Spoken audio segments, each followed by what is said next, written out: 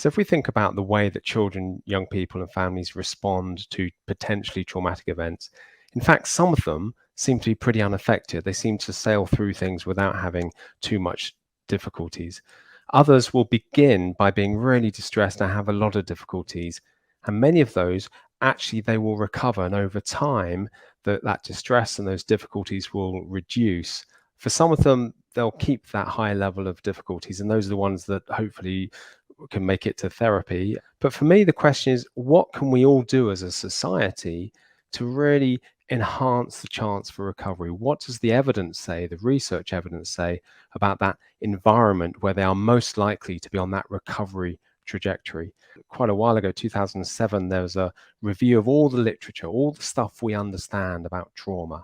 And based on the evidence, they came up with 5 principles. They are principles, not a prescription. So I can't tell you that you must do this and you must do that.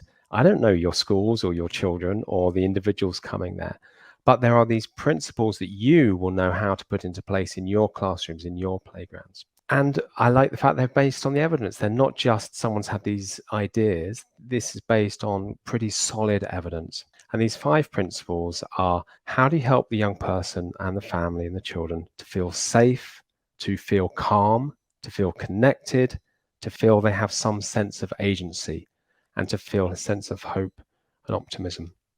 So one of the first ones is this sense of safety. We like to believe that the world, generally speaking, is safe enough. If you've experienced traumatic events, sometimes that idea, that assumption is taken away from you. So how can we help children to feel safe given what's happened to them? Claire was talking about those children that have been on a boat on a Friday night and in school on a Monday. Well, actually providing that structure, that stability and that predictability is one way that people can start to regain their sense that the world is safe enough. And schools are so brilliantly placed to provide structure and familiarity. How can we reduce their exposure to further trauma? So there may be things that school and the school community can do to actually reduce the chances of them experiencing further trauma. And how do we make sure that their basic needs are being met? Let's not worry too much about therapy yet. Let's make sure they're being fed and they've got clothes and they've got a good enough shelter. How can we make things as consistent as possible? Now, of course, when you're running a busy school, you may not be able to have things super consistent all the time. But what efforts can we make to increase and maximize that sense of consistency? When it comes to talking about the past, I don't think it's a good idea to make people talk about their experiences.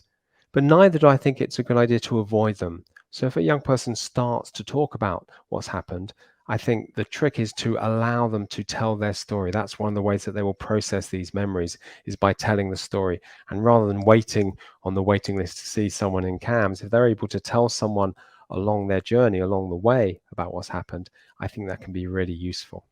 So the first one is this sense of safety. The next one is, how do you help them have a sense of calm?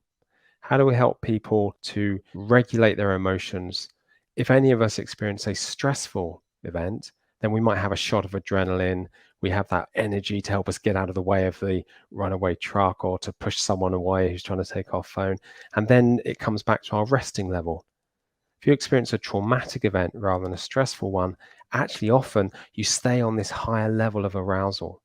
So it's very difficult to relax. It's very difficult to calm down. It takes much less to push you over the edge. So what is it that we can do in whatever our role is to help young people to calm themselves, to take control of their nervous system, if you like? Now, that might be that for some children, that'll be going off and having a game of football. For others, it'll be listening to music. For others, it'll be having a cuddle with someone. And one of the things I think is amazing about teachers is, in fact, teachers are doing this all day, every day already, but you do it with multiple children at the same time. You have to get them in that zone where they can learn. So some of them will be kind of too hyper aroused and you have to help to bring them down. Others will be too kind of under aroused and you have to be exciting and get them in that place. So these are skills that teachers already have. This is not a skill that you have to learn, but it might be a skill you have to put into action with a bit more creativity and a bit more thought because of the trauma history, which means they may be operating this higher level of arousal. Now, the next principle is this sense of connection. How can you help people to feel connected? Very often following trauma, people feel isolated and alone. And research consistently points to the idea of support and connection and attachment, almost like antidotes to trauma. So these are the things that really help people to get through these experiences. And it was interesting hearing that story of the children clinging to each other and how you'd hoped that they would kind of expand their social circle a bit more. And I'm sure they will.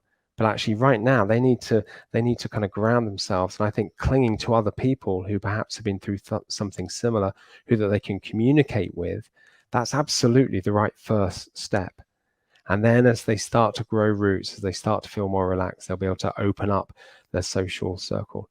So what can schools do to enhance the opportunities for social support and connectedness? And can we work out who is it that's isolated? Who are the ones that are quiet?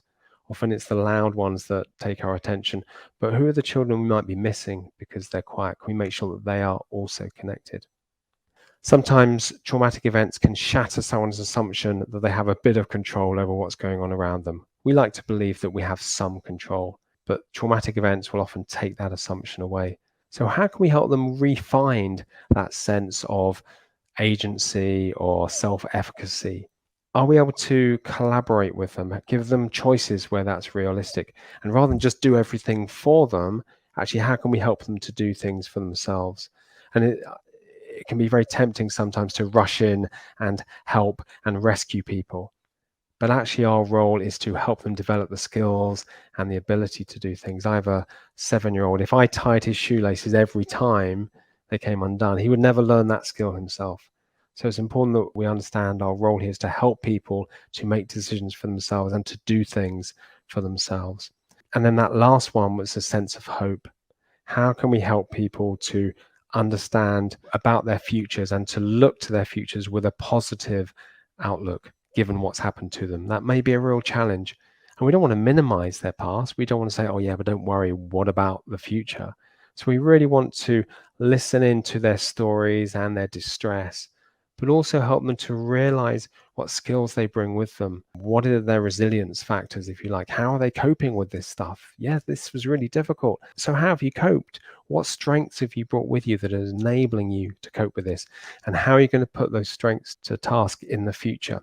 So beginning to help people to think about the future with this sort of positive oriented, with positive ideas, can be really helpful. So those are the 5 principles that the evidence would suggest are important. How do you help people to have a sense of safety, a sense of calm, a sense of connection, a sense of control, and a sense of hope and optimism?